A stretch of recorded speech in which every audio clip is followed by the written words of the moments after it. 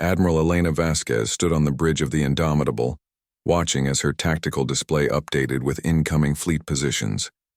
In the span of 6 hours, over 15 different human factions had responded to the Omega-7 protocol, bringing with them a combined force of nearly 800 warships.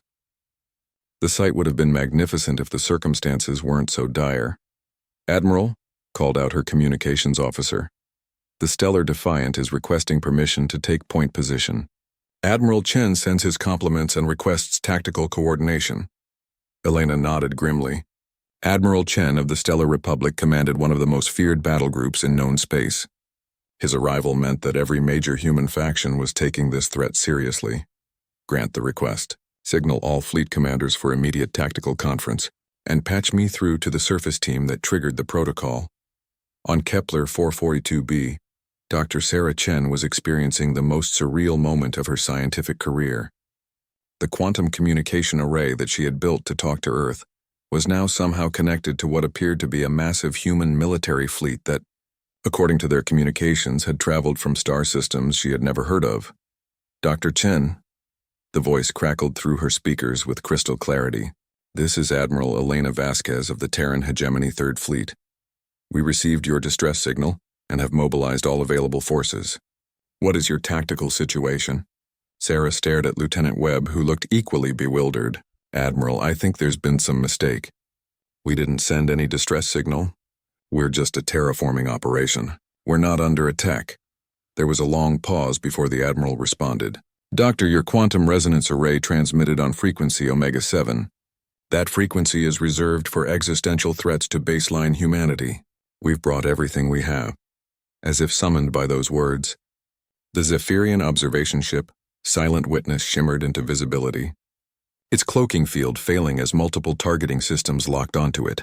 From the assembled human fleet, Commander Vex Ka felt his breathing apparatus constrict as he realized the magnitude of his species' error. The humans weren't the primitive mammals they had catalogued. These ships surrounding his vessel possessed technology that could crack planets and bend space-time itself.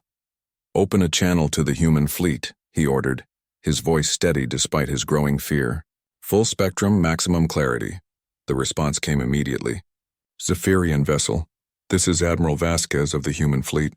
You will explain your presence in this system and your activities regarding our colony." Vex Ka straightened his ceremonial robes and activated the communication array. "Admiral Vasquez, I am Commander Vex Ka of the Zephyrian Observation Corps. We have been monitoring your terraforming activities as part of our standard protocols for cataloging emerging civilizations. We meant no harm." "Monitoring," Admiral Vasquez repeated, her voice taking on a dangerous edge. "For how long?" 18 of your months, Admiral. We were conducting routine observations to assess your species' technological development and potential threat level." In the background, Vex Ka could hear multiple human voices speaking rapidly, though their words were too quick and overlapping for his translation software to process effectively. When Admiral Vasquez spoke again, her tone had shifted to something that made the Zephyrian commander's skin crawl. "Commander Vex Ka, you have been conducting surveillance on a human colony without permission. You have violated our territorial sovereignty and potentially compromised the safety of our civilians. By the terms of the Galactic Accords of 2847, this constitutes an act of aggression." Vex Ka's compound eyes widened. "Galactic Accords of 2847? The Zephyrian databases contain no record of any such treaties. Their intelligence suggested that humans had only achieved interstellar flight within the last century. Admiral, I believe there may be some confusion. Our records indicate that your species achieved spaceflight only recently. We have no knowledge of any galactic accords." Another pause, longer this time. Vex Ka could hear multiple conversations happening simultaneously on the human channel before Admiral Vasquez responded. "Commander, what year do your records show for humanity's first interstellar voyage?" "According to our databases, your species first achieved faster-than-light travel in the year 2157 of your calendar."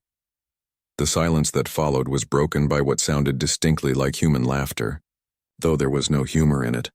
"Commander," Admiral Vasquez finally said, "humanity has been traveling between the stars for over 3,000 years. We've established colonies in 17 different galaxies. The humans you've been watching are our distant cousins who chose to remain in the local stellar neighborhood. but they are under the protection of the greater human alliance. Vexka felt his legs give way as the implications hit him. The Zephyrian hegemony prided itself on having the most comprehensive intelligence network in the known galaxy. Their databases cataloged every spacefaring civilization, every major technological advancement, every potential threat. The idea that they had somehow missed a human civilization that spanned multiple galaxies was impossible to process. "I don't understand," he managed to say. "Our sensors, our long-range reconnaissance, our intelligence network show no evidence of such an extensive human presence." "That's because we didn't want you to see us," came a new voice on the channel. "This is Admiral Chen of the Stellar Republic. We've been watching your species for the past 400 years, Commander Vexka. We know about your observation posts, your intelligence gathering, your species' habit of cataloging others like specimens in a laboratory." The Zephyrian commander's breathing became labored as the reality of the situation crystallized. Humanity hadn't been the observed species. They had been the observers. On the planet's surface, Dr. Sarah Chen was following the conversation with growing amazement. The quantum field she had created hadn't just connected her to Earth. It had somehow reached out across the galaxy and summoned what appeared to be a massive human civilization that her own people knew nothing about. "Lieutenant Webb," she whispered. "Are you recording all of this?" "Every word, Doctor. Though I'm not sure anyone back on Earth is going to believe it." Admiral Vasquez's voice continued to fill the communication channel. "Commander Vexka, you and your species have been conducting unauthorized surveillance on human territory. However, we are not unreasonable. We are prepared to discuss terms for a peaceful resolution to this situation." Vexka managed to regain his composure enough to respond. "What terms would those be, Admiral?" "First, you will provide us with complete intelligence files on all species you have been monitoring. Second, you will deactivate all observation posts within 50 light-years of any human-inhabited system. Third, you will provide full technical specifications for your cloaking and surveillance technology. And if we refuse?" The pause that followed was brief but loaded with implications. "Commander, you are currently surrounded by 800 human warships. Each one carries enough firepower to sterilize a planet. Your choice is simple: cooperation or consequences." As if to emphasize the point, the tactical display on Vexka's bridge suddenly came alive with targeting indicators. Every single human ship had weapons locked onto the silent witness. The commander looked around at his crew, seeing his own fear reflected in their expressions. The Zephyrian hegemony had spent millennia believing they were the apex observers of galactic civilization. Now they discovered they had been nothing more than another species being watched and catalogued by a civilization far more advanced and far more extensive than they had ever imagined. "Admiral Vasquez," Vexka said quietly, "the Zephyrian hegemony accepts your terms." The final vote took place exactly one standard galactic year after my first encounter with humanity on Kepler 442b. As I sat in the observer section of the Federation Council chamber, I reflected on how much had changed during that time, not just in galactic politics but in my own understanding of what was possible. The quarantine around human space had lasted for 6 months, during which time the Federation conducted the most extensive study of any species in its history. Teams of scientists, philosophers, and military analysts had pored over every piece of data about human capabilities, trying to understand both their potential benefits and their possible dangers. What they discovered challenged the fundamental assumptions that had guided galactic civilization for millennia. Human abilities were not based on technology that could be stolen or weapons that could be countered. They represented a completely different approach to existence itself, one that treated consciousness, matter, and energy as aspects of a single, interconnected system. Dr. Zelen had spent months analyzing the data from the ship transformation demonstration. His final report to the Council was a masterpiece of scientific humility. "I can describe what the humans do, but I cannot explain how they do it using any known theoretical framework. They appear to have discovered principles of reality that our science has not yet developed the concepts to understand." The military analysis was even more sobering. General Kaztok, the Federation's chief strategic advisor, had concluded that traditional military responses to human capabilities would be not just ineffective, but counterproductive. Any attempt to attack humanity with conventional weapons would only provide them with energy to transform into something beneficial. They have made warfare itself obsolete. at least as we understand it. But the most significant revelation had come from the psychological and cultural studies. Teams of xenopsychologists had interviewed hundreds of beings who had been transformed by human intervention, from former draconic soldiers to refugees from war-torn worlds who had found healing in human space. The unanimous conclusion was that human transformation was not a form of mind control or personality alteration. Instead, it was a process of removing artificial barriers that prevented beings from accessing their full potential.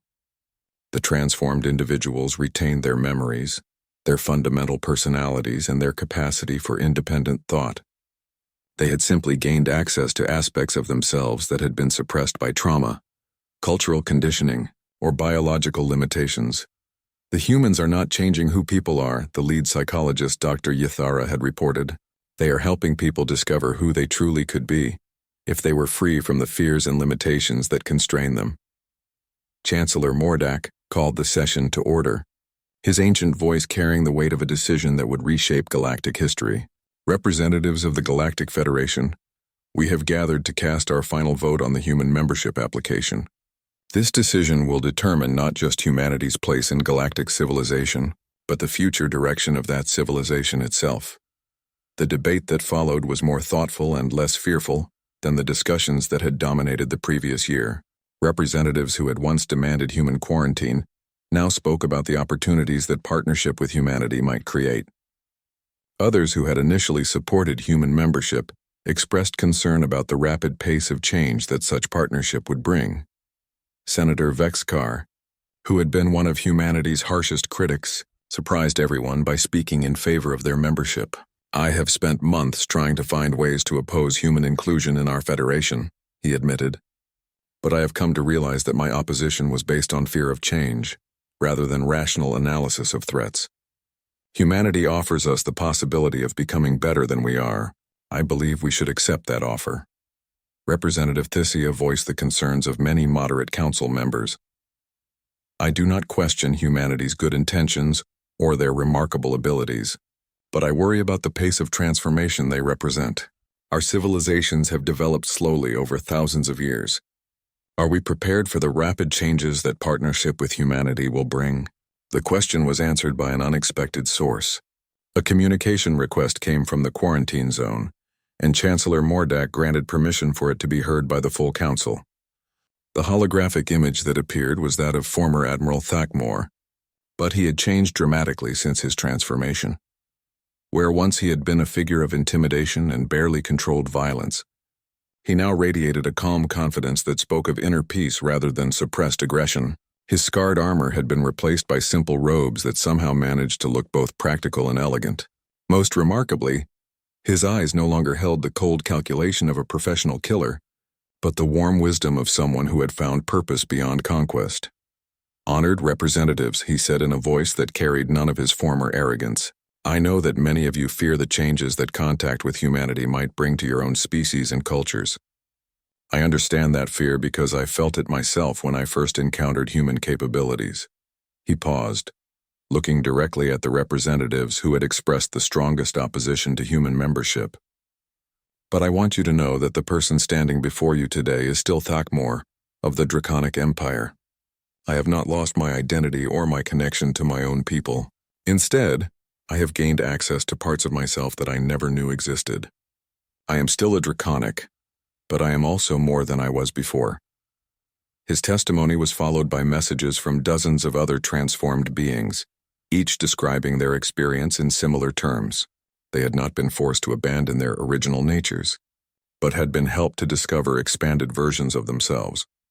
The formal vote was conducted in the ancient manner, with each representative species casting their decision into the quantum ballot system that ensured complete anonymity and prevented any form of coercion or influence. The results would be binding on all Federation members and could not be reversed without unanimous consent. As the votes were tallied, I found myself thinking about Sarah Mitchell and the other humans I had met during my time on Kepler 442b. They had shown me that fire was not just destruction, but transformation. They had demonstrated that the greatest strength was not the power to dominate others, but the wisdom to help others discover their own strength. Chancellor Mordak announced the results in a voice that carried across the galaxy. By a vote of 738 in favor, 112 opposed, and 50 abstentions, the Galactic Federation hereby welcomes humanity as a full member species, with all rights and responsibilities thereof. The chamber erupted in a mixture of celebration and concern, but I felt only a deep sense of rightness about the decision. The galaxy was about to embark on a period of change more profound than anything in its recorded history, but I believed it was a change toward something better. President Chen's response to the vote was characteristically humble. The human species is honored to join the Galactic Federation. We pledge to use our abilities not to dominate or control, but to serve and to help all beings discover their highest potential. We look forward to learning from the wisdom of our new partners as much as we hope to contribute our own understanding. In the months that followed the vote, the galaxy began to transform in ways that exceeded even the most optimistic predictions. Human teams worked with Federation scientists to develop new technologies based on conscious interaction with natural forces. Artists from dozens of species collaborated with human masters of flame to create new forms of beauty that had never been imagined before. Even warfare began to change as human peacekeepers demonstrated that conflicts could be resolved through transformation rather than victory. Not everything was perfect. Some species chose to limit their contact with humanity, preferring the familiar patterns of their traditional cultures. Others struggled with the rapid pace of change that human partnership brought. But for those who embraced the possibilities, the results were extraordinary. As I write this account 50 years after that first encounter on Kepler 442b, I live in a galaxy that is more peaceful, more creative, and more hopeful than the one I was born into. The fires that once terrified my species have become symbols of growth and transformation. Children of every species learn to work with forces they once feared, discovering that cooperation is more powerful than domination. Humanity kept their promise to serve rather than rule. They taught us that the greatest power is not the ability to destroy, but the wisdom to create. They showed us that fire is not our enemy, but our teacher, showing us how to transform ourselves into something greater than we ever imagined possible. The galaxy burns brighter now, but it burns with the light of hope rather than the flames of destruction. And in that light, all of us have discovered that we are capable of being more than we ever dreamed. 3 days after the Zephyrian surrender, the orbital space around Kepler 442b had transformed into the largest gathering of human military might in recorded history. Ships from dozens of factions that Dr. Sarah Chen had never heard of filled the star system, their combined presence creating a gravitational signature that was affecting the planet's tides. Admiral Elena Vasquez materialized in the terraforming station's main laboratory via quantum transport, accompanied by 2 other figures that made Sarah's breath catch in her throat. One was clearly human, but appeared to have undergone extensive biological modifications, with silver-flecked skin and eyes that seemed to contain swirling galaxies. The other looked human from a distance but moved with a fluid grace that suggested significant physical enhancement. "Dr. Chen," Admiral Vasquez said, extending her hand, "allow me to introduce Admiral Zara Okafor of the Transcendent Collective and General Marcus Stone of the Enhanced Human Corps. We represent 3 of the 17 major human factions that responded to your signal." Sarah shook each of their hands, noticing that Admiral Okafor's skin felt like warm metal, and General Stone's grip was strong enough to crush bones, though he was clearly restraining himself. "I still don't understand how my quantum communication experiment could have reached you," Sarah said. "Our model suggested the signal would barely reach Earth." Admiral Okafor spoke, her voice carrying harmonics that seemed to resonate in Sarah's bones. "Dr. Chen, your experiment utilized quantum entanglement frequencies that were established by humanity's first diaspora over 3 millennia ago. Those frequencies are hardwired into our emergency protocols across all human space." General Stone activated a holographic projector that filled the laboratory with a 3-dimensional map of the galaxy. Thousands of points of light marked human settlements, trade routes, and military installations. Sarah stared in wonder at the vast network that stretched across multiple spiral arms. "This is current human space," General Stone explained. "We've been expanding for over 3,000 years, but we've maintained contact with baseline humanity in the Sol system and its immediate neighbors. Your colony here represents the furthest expansion of baseline human civilization. But why didn't we know about you? Lieutenant Webb asked from his position at the monitoring station. How could an entire galactic civilization remain hidden? Admiral Vasquez smiled grimly. Because we learned early that the galaxy is not a friendly place, Lieutenant. When humanity first expanded beyond Sol, we encountered species like the Zephyrians who viewed us as subjects for study, others who saw us as potential slaves or threats to be eliminated. We developed two strategies: hide our true capabilities while building them up, and maintain multiple separate colonial streams so that no single disaster could destroy all of human civilization. The Zephyrians weren't the worst we encountered, Admiral Okafor added, her galaxy eyes shifting colors. There are species out there that consume entire star systems for energy, others that view biological life as a contamination to be cleansed. We've spent centuries fighting wars that your people never knew existed. Dr. Chen felt overwhelmed by the implications. So when my experiment triggered your emergency protocol, you told us that baseline humanity was under threat, General Stone completed. Every human faction in the galaxy responded because we never forget our origins. Earth, Sol system, and colonies like yours represent our roots. An attack on baseline humanity is an attack on all of us. The conversation was interrupted by a priority communication alert. Admiral Vasquez touched a control on her wrist device, and the voice of her communications officer filled the room. Admiral, we're receiving emergency transmissions from the Andrometic defense grid. The Devourers have broken through the containment field around Kepler 438. They're moving toward inhabited systems. The three military leaders exchanged looks that made Sarah's blood run cold. Who are the Devourers? She asked. Machine intelligence that consumes stellar energy by destabilizing stars, Admiral Okafor explained tersely. We've been fighting them for 800 years. We thought we had them contained in the Kepler 438 system. General Stone was already accessing tactical displays. If they've broken containment, they'll consume every star they can reach, including this one. Admiral Vasquez activated her command link. All fleet commanders, this is Vasquez. Prepare for immediate deployment to the Andrometic defense grid. We have a Devourer breakthrough. Wait, Dr. Chen interrupted. What about our colony? What about the terraforming project? Dr. Chen, Admiral Vasquez said gently, if the Devourers aren't stopped, there won't be a star left for your colony to orbit. The terraforming project will have to wait.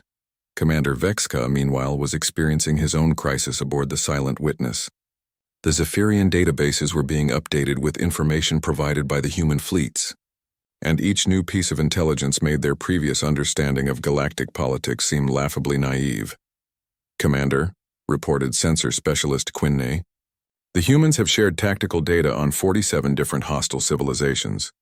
Our intelligence files contain information on only 12 of them, and our threat assessments were completely wrong on all 12. Vexka reviewed the data with growing horror. The galaxy was far more dangerous than the Zephyrians had ever realized. Species they had classified as extinct were actually dormant and dangerous. Civilizations they had ignored as primitive were actually carefully concealed military powers. And threats they had never heard of, like these Devourers, were apparently capable of destroying entire star systems.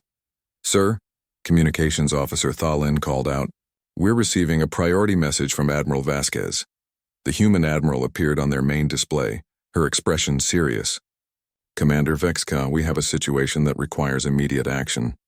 The Devourers have broken containment and are moving toward inhabited systems. We need every available ship to help with evacuation and containment efforts. Vexka's compound eyes widened. Admiral, the Zephyrian Observation Corps are not equipped for military action. Our vessels are designed for stealth and information gathering. Commander, those are exactly the capabilities we need. The Devourers are drawn to large energy signatures. Our warships act like magnets to them. We need your cloaking technology to get close, enough to evacuate civilian populations without attracting their attention. The Zephyrian commander found himself in the surreal position of being recruited by the same species he had been spying on. Admiral, I would need to consult with my superiors. Commander, there are 14 inhabited systems in the Devourer's projected path. That's approximately 40 billion sentient beings. Your superiors can court-martial you later, but right now we need your help to save lives. Vexka looked around at his crew. seeing the same realization in their eyes that he felt. The galaxy was far more complex and dangerous than they had ever imagined, and the humans who they had dismissed as primitive mammals were apparently one of the few things standing between countless civilizations and extinction. "Admiral," he said finally, "the Silent Witness and her crew are at your disposal, back on Kepler 442b's surface." Dr. Chen watched as the massive human fleet began organizing into battle formations. The sight was both terrifying and awe-inspiring. Each ship was a marvel of technology that her own civilization couldn't hope to match, and together they represented a military force that could challenge gods. "Dr. Chen," Admiral Vasquez said, "your quantum communication array has given us a significant tactical advantage. We can coordinate fleet movements across multiple star systems instantaneously. Would you be willing to maintain the array as our communications hub?" Sarah looked at her life's work, the terraforming project that had been her dream for over a decade. Then she looked at the tactical displays showing the approaching threat that could consume not just her colony, but every living thing in this corner of the galaxy. "Admiral," she said, "tell me what you need." As the human fleets prepared to depart for their confrontation with the Devourers, Dr. Chen realized that her accidental signal had not just triggered humanity's war protocol. It had revealed that humanity was not the small, vulnerable species struggling to establish its first colony among the stars. Humanity was a galactic civilization that had been quietly protecting countless other species for centuries, and now that protection was about to be put to its ultimate test. The journey to the Andrometic defense grid took the combined human fleet through jump points that Dr. Sarah Chen had never known existed. From her position manning the quantum communication array aboard Admiral Vasquez's flagship Indomitable, she watched in fascination as the fleet navigated through what appeared to be artificially created wormholes. "Those jump gates were built by humanity over 800 years ago," explained Admiral Vasquez as they emerged near a massive space station that dwarfed even the largest ships in their fleet.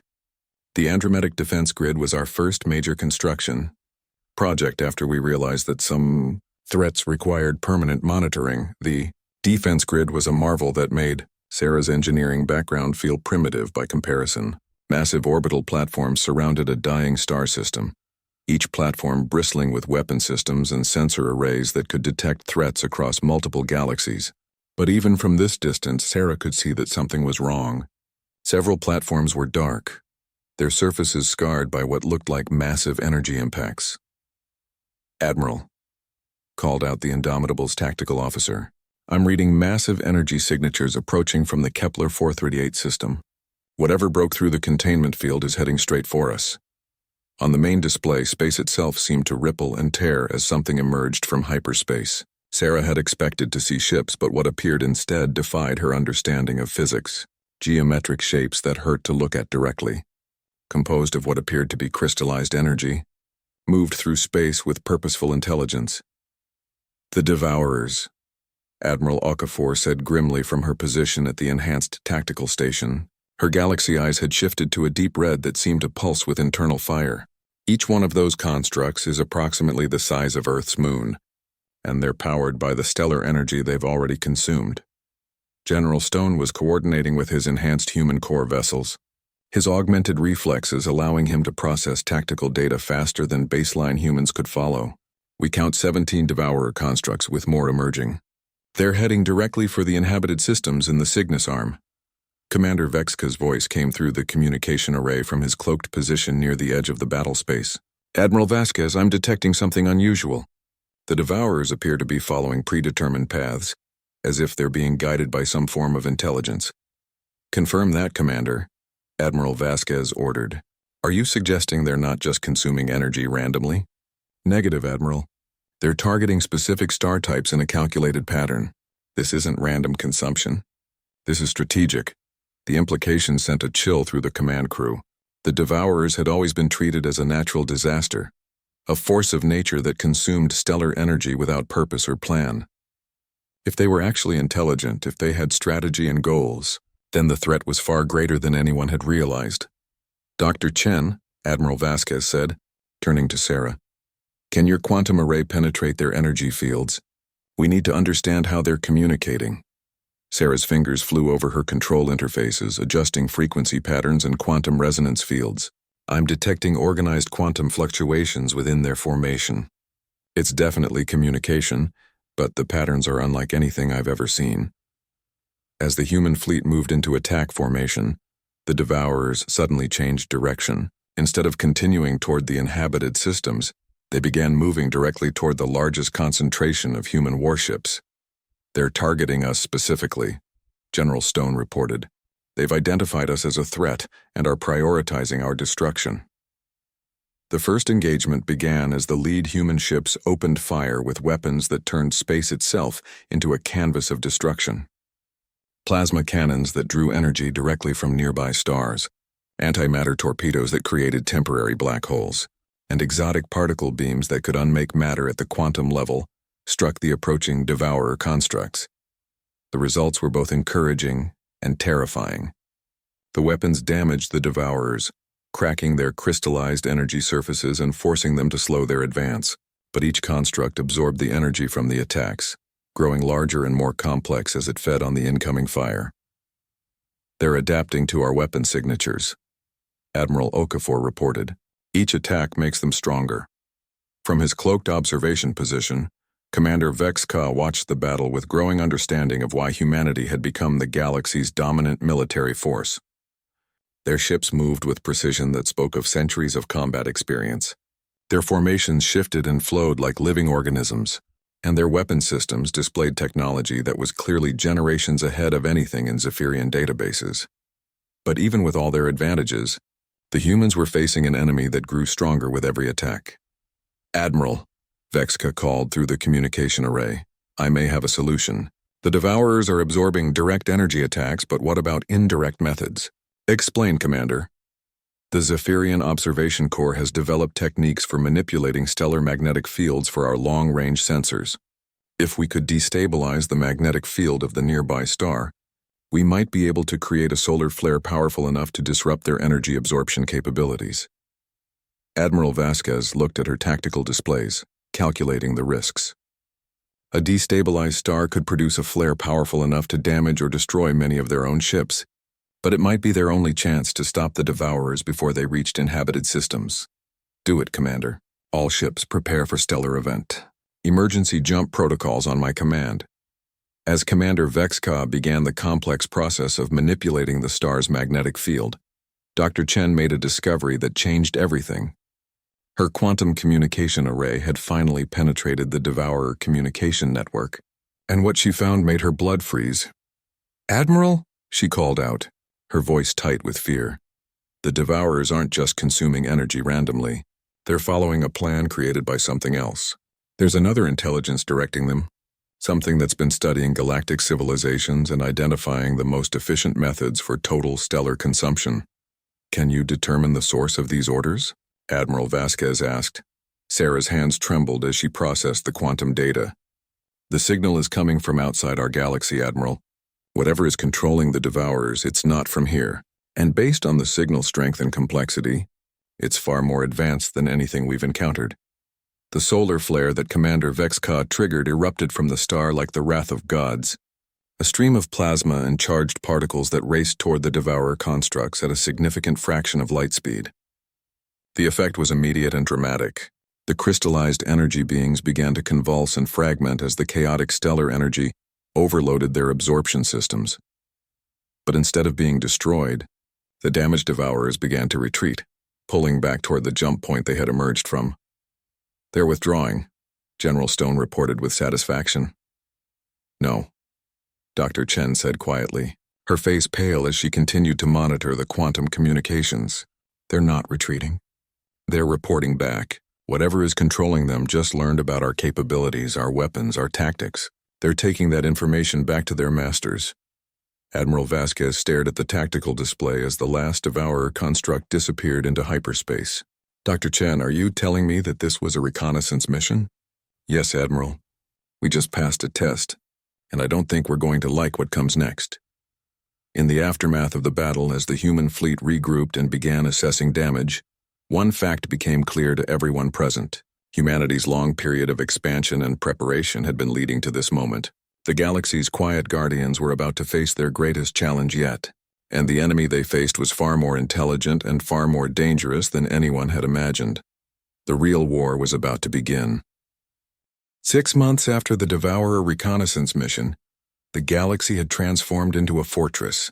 From her position aboard the newly constructed command station Galactic Shield, Dr. Sarah Chen watched as construction fleets worked around the clock to build defenses that would have been unimaginable a year ago.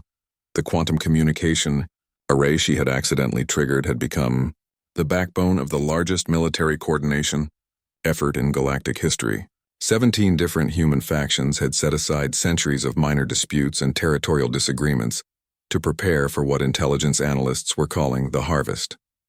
Dr. Chen, Admiral Vasquez called from the command center's main tactical display. "We're receiving priority transmissions from the deep space monitoring stations. The enemy is moving." Sarah activated her enhanced communication array, now integrated with technology from across human space. The quantum field she generated could maintain real-time communication with human outposts in 3 different galaxies, a capability that was proving essential as reports began flooding in from the galactic rim.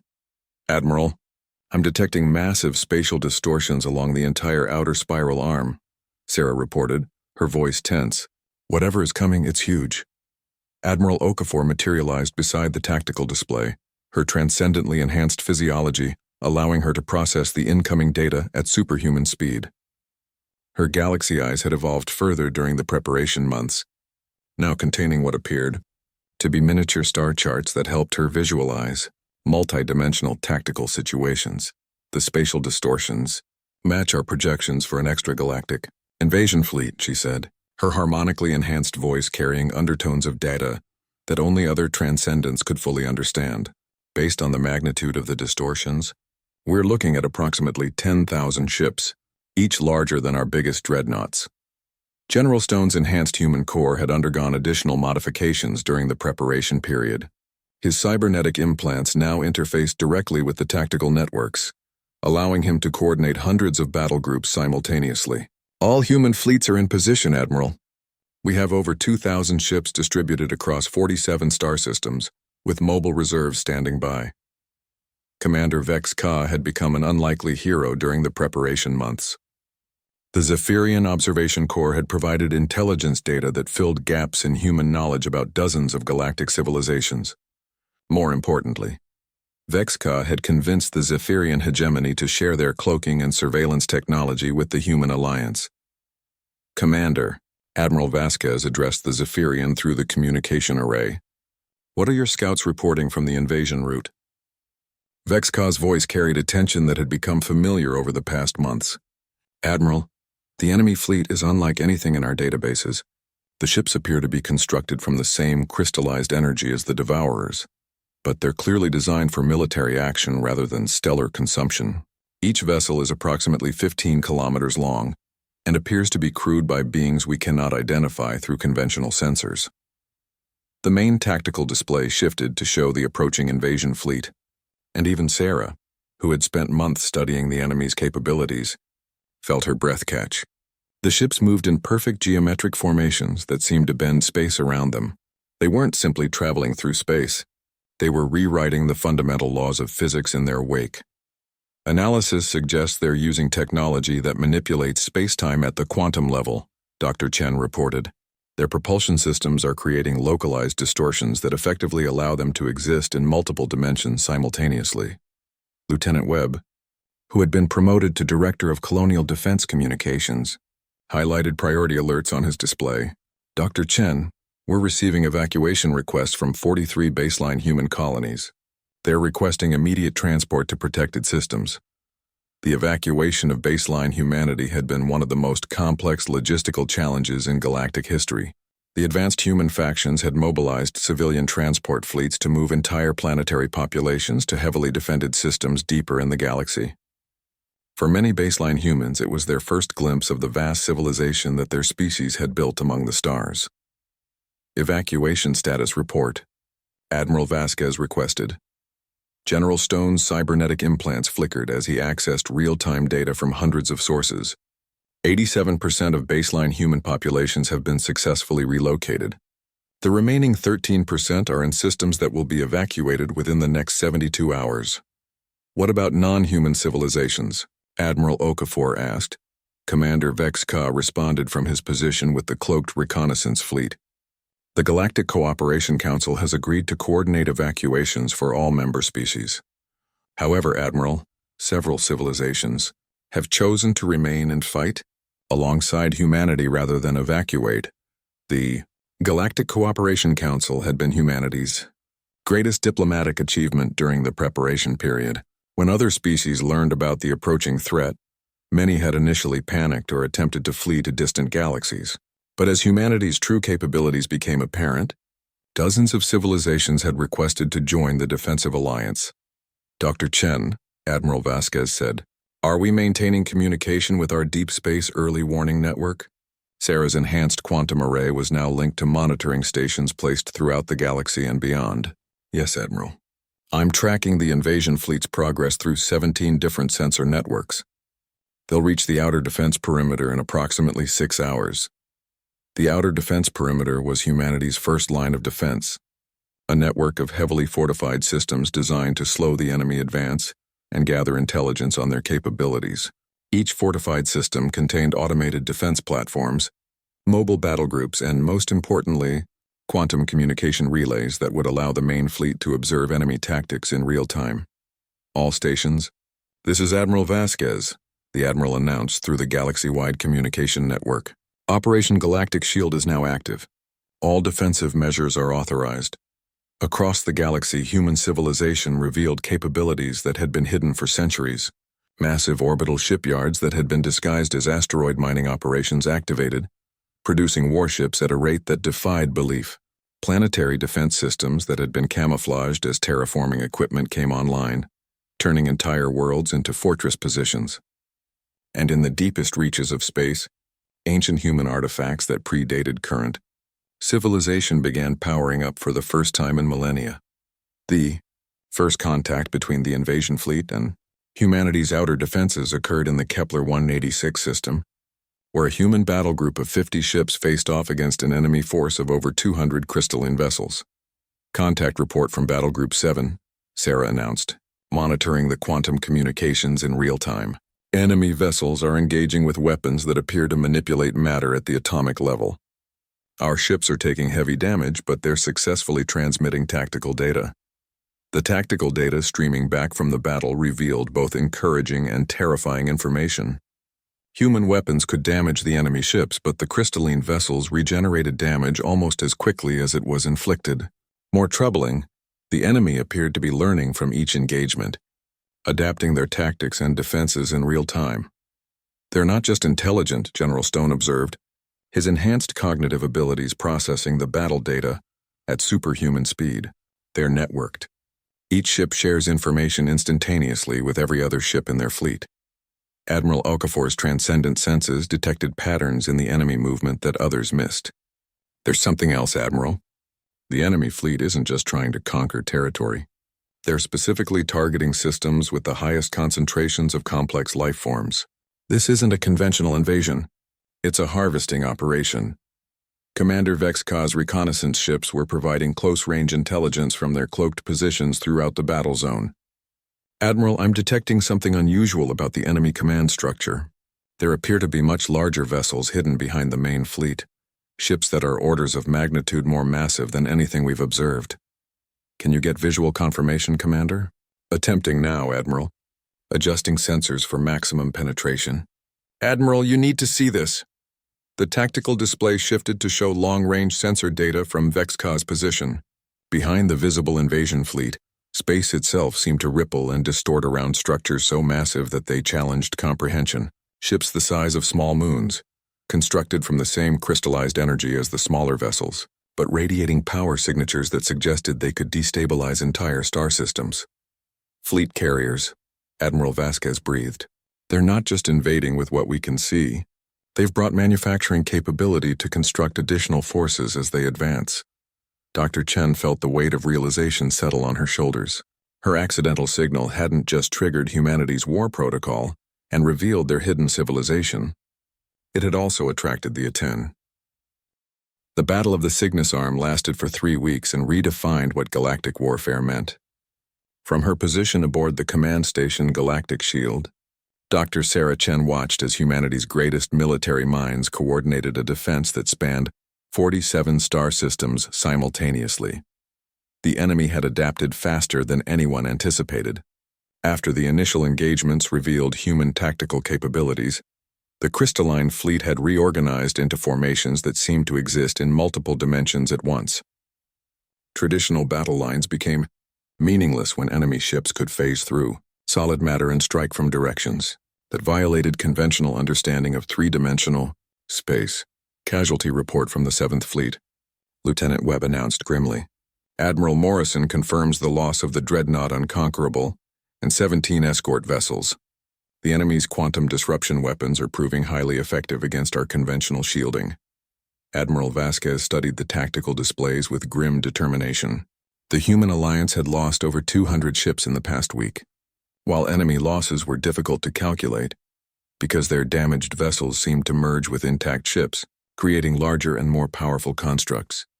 Dr. Chen, the Admiral said, "What's the status on the emergency quantum transmission to the Transcendent Archives?"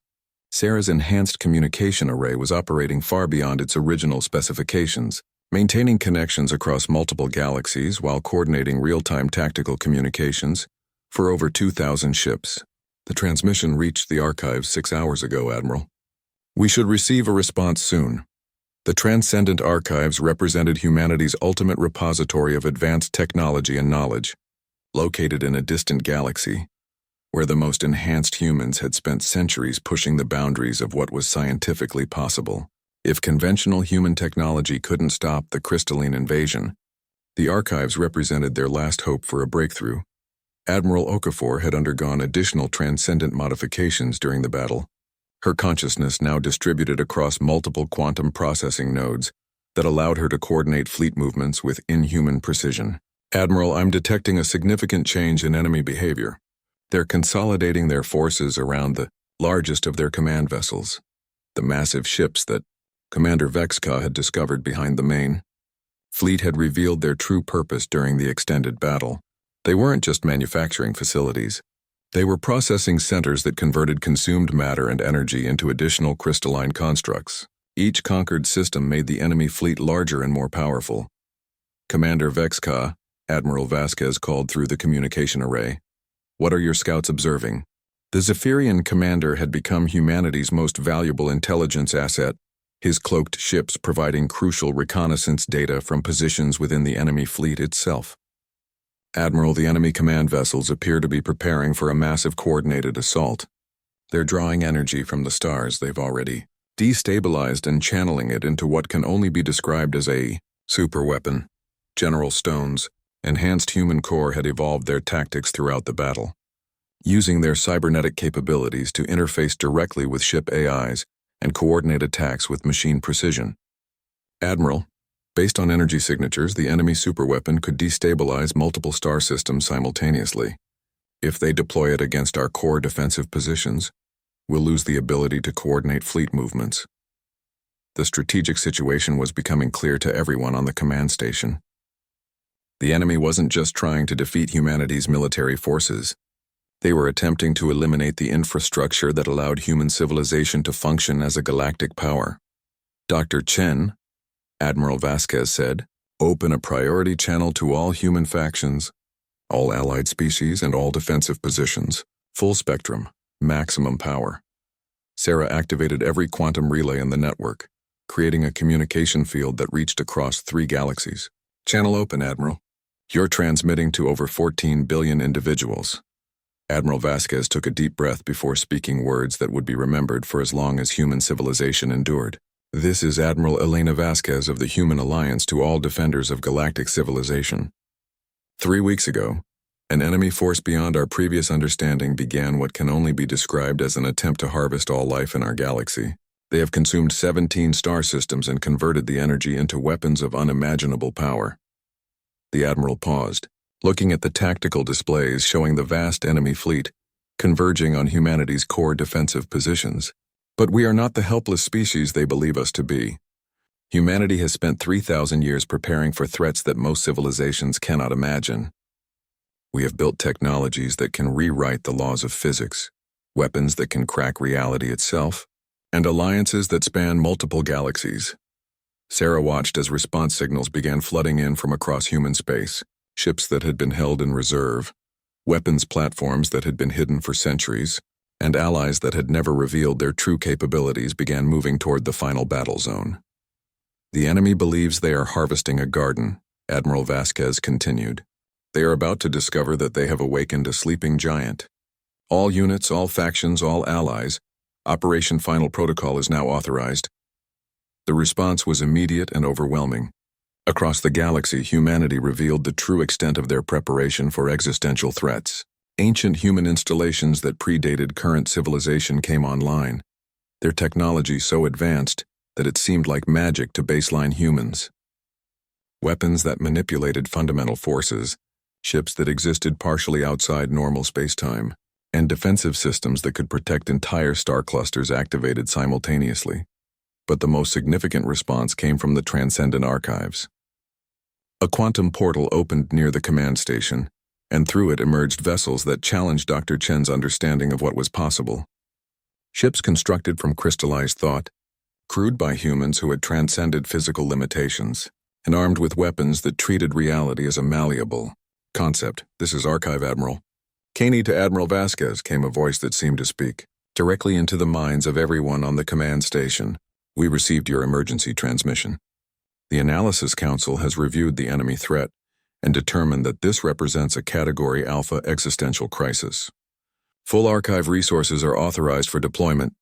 Sarah watched in awe as ships emerged from the quantum portal, each one more impossible than the last. Vessels that seemed to be constructed from pure mathematics, others that appeared to be sentient and grew larger as they absorbed ambient energy, and command ships that existed in multiple realities simultaneously. Admiral Caney, Admiral Vasquez replied, "What are our chances against the enemy superweapon?" "Conventional analysis would suggest 0 probability of success," the Archive Admiral responded. "However, the enemy has made a critical error in their strategic planning. They have assumed that humanity represents a single-dimensional threat. They are about to discover that we have been preparing for multidimensional warfare for over a millennium." Commander Vexka's voice cut through the communication array with urgent priority. "All commanders, the enemy superweapon is charging. Energy readings are off our scales. They're targeting the Galactic Shield Command Station. General Stone's enhanced reflexes allowed him to process the threat faster than biological minds could follow. All defensive fleets emergency jump to secondary positions. The command station cannot survive a direct hit from that weapon." But Dr. Chen had made a different calculation. Her quantum communication array was the only system capable of coordinating the massive defensive effort across multiple galaxies. If the command station was destroyed, the human alliance would lose the ability to coordinate their forces effectively. "Admiral," she said quietly, "I can overload the quantum array to create a temporal distortion field around the command station. It might protect us from the superweapon, but it would also cut us off from the communication network." Admiral Vasquez looked at the tactical display showing the enemy weapon powering up to fire, then at the thousands of human and allied ships depending on central coordination. "Do it, Dr. Chen, and may whatever gods watch over humanity help us all." As Sarah began the process of overloading her quantum array, she realized that her accidental signal had led to this moment, the greatest test that human civilization had ever faced, and possibly the most important battle in galactic history.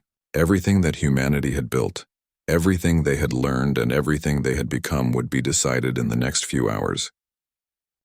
The temporal distortion field that Dr. Sarah Chen created around the command station galactic shield warped space and time in ways that hurt to perceive directly. From within the field, the final battle of the Cygnus Arm appeared to unfold like a cosmic ballet performed in slow motion, while outside the field, the most devastating conflict in galactic history reached its crescendo. The enemy superweapon fired, releasing a stream of crystallized destruction that should have obliterated the command station instantly.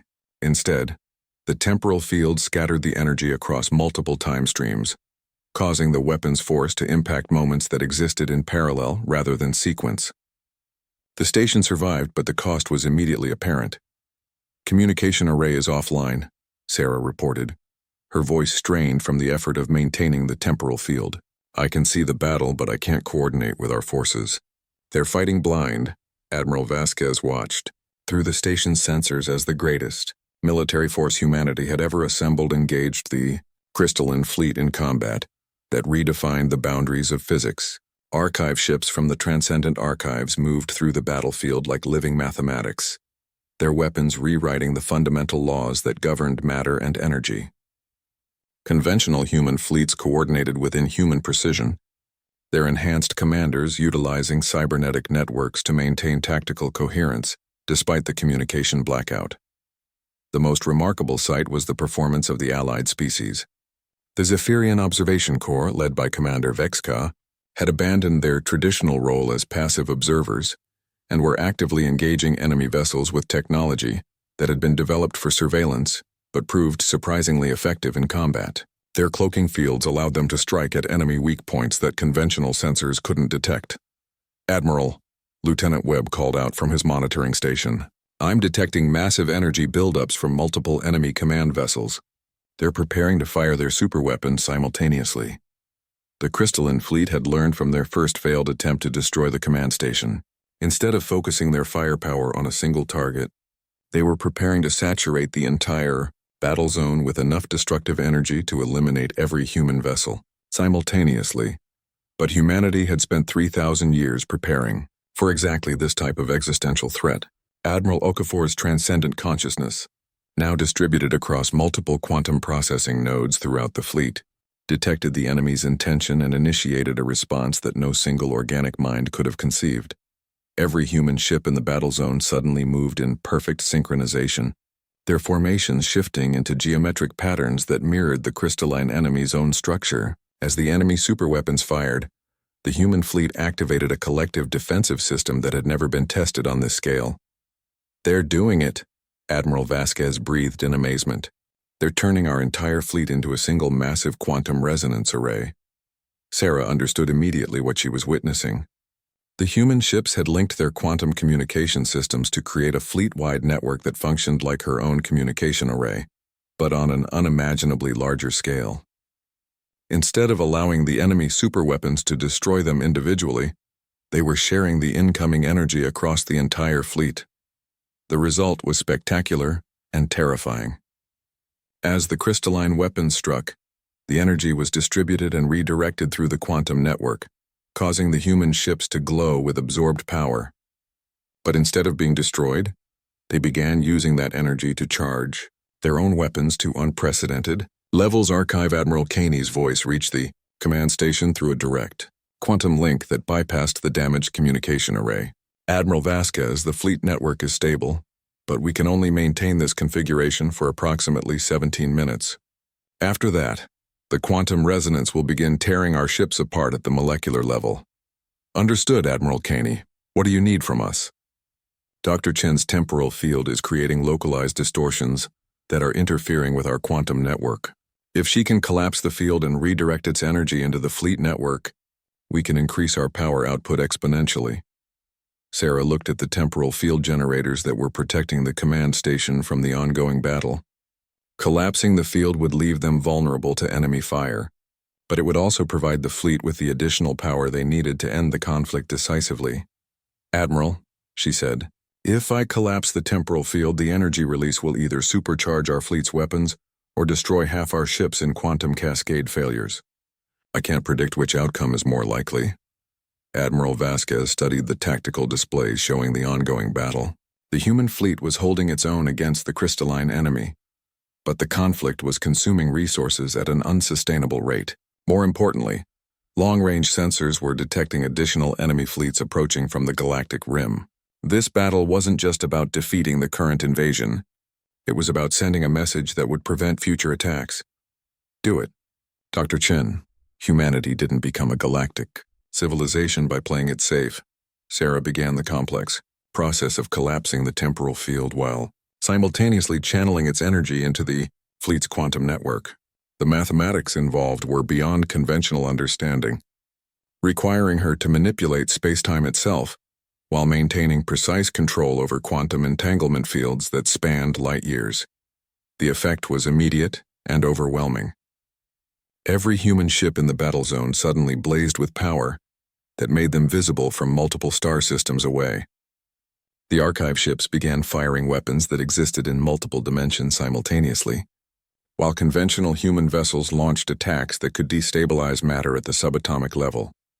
But the most significant change was in the fleet's coordination. With the additional power from the collapsed temporal field, Admiral Okafor's distributed consciousness could now process tactical information from across multiple galaxies in real time. She began coordinating not just the local battle, but simultaneous engagements in 17 different star systems where smaller enemy forces were being engaged by human reserves. All enemy command vessels are taking critical damage, General Stone reported, his cybernetic implants interfacing directly with the fleet network. Their quantum regeneration systems can't keep up with our enhanced weapon output. Commander, Vexka's reconnaissance. Ships detected the moment when the crystalline fleet's coordination began to break down. Admiral, the enemy command structure is collapsing. Their ships are no longer operating as a unified network. The final phase of the battle lasted only minutes but would be studied by military historians for centuries. As the crystalline command vessels fell one by one, their subordinate ships began operating independently, making them vulnerable to coordinated attacks from human and allied forces. The enemy fleet that had seemed invincible just hours earlier suddenly found itself overwhelmed by opponents who had turned their own networking technology against them. When the last crystalline vessel was destroyed, its constituent energy dissipating into space like dying starlight, a profound silence settled over the battle zone. The greatest threat that galactic civilization had ever faced had been defeated, but the cost had been enormous. Over 400 human ships had been lost, along with countless brave souls from allied species who had chosen to stand with humanity against the darkness. Dr. Chen, Admiral Vasquez said as the emergency repairs began across the fleet, your accidental signal didn't just trigger our war protocol. It revealed that humanity has become something unprecedented in galactic history. A civilization capable of defending not just itself, but all life against threats that transcend normal understanding. Sarah looked out at the debris field that marked the site of the greatest battle in galactic history, then at the human and allied ships that were already beginning rescue operations and reconstruction efforts. Her quantum communication experiment had revealed that humanity was not alone in the galaxy, but it had also proven that they were worthy guardians of the civilization they had helped build. Admiral, she said quietly, I think we just announced to the universe that this galaxy is under human protection. Any species that wants to harvest our worlds or threaten our allies will have to deal with all of us, as the combined human fleet began the long journey home to rebuild and prepare for whatever challenges the future might bring. One fact had become clear to every civilization in the galaxy. Humanity had evolved from a species struggling to establish its first colony into the defenders of galactic civilization itself. The accidental signal had triggered more than just a war protocol. It had revealed that humanity's greatest strength was not their technology or their weapons, but their absolute refusal to allow evil to triumph while they had the power to stop it. And across the galaxy, both potential enemies and grateful allies took note of that lesson.